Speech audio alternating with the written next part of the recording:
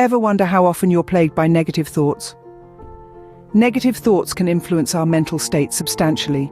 These emotions may cloud our judgment, affecting our everyday life. It's crucial to find strategies to counter these.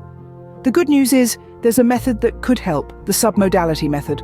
So, what exactly is this submodality method, you might ask? To break it down, it's a psychotherapy technique based on the notion that our emotions are shaped more by our mental images than actual happenings. It's like how a horror film can unsettle you, even when you know it's fictitious.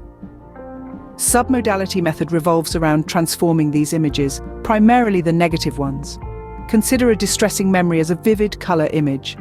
The method advises reducing this image, making it smaller and monochrome. In doing so, we lessen the emotional association with that memory. Then we supersede that with a pleasant image, like a beautiful sunset or a loved one's smile. This pushes the negative memory to the background, diminishing its emotional influence. By replacing the negative image with a beautiful picture, we can shift our focus and emotional state. And that, dear listener, is the magic of the submodality method. Now, how can you apply the submodality method in your life?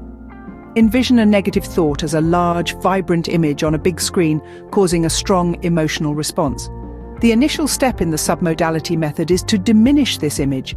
Shrink it and turn it into a black and white picture. You are not erasing the memory, merely mitigating its intensity.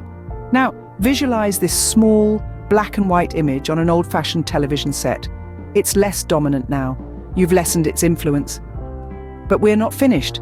The next step is to substitute the entire screen of your vision with a positive, magnificent image. This could be anything that brings you joy and peace.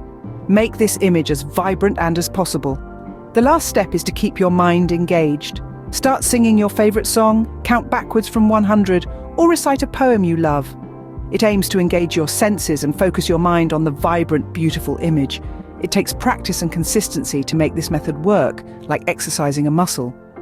Over time, the impact of the negative thoughts will diminish. The key is to keep your focus on the beautiful image and keep your sensory channels occupied.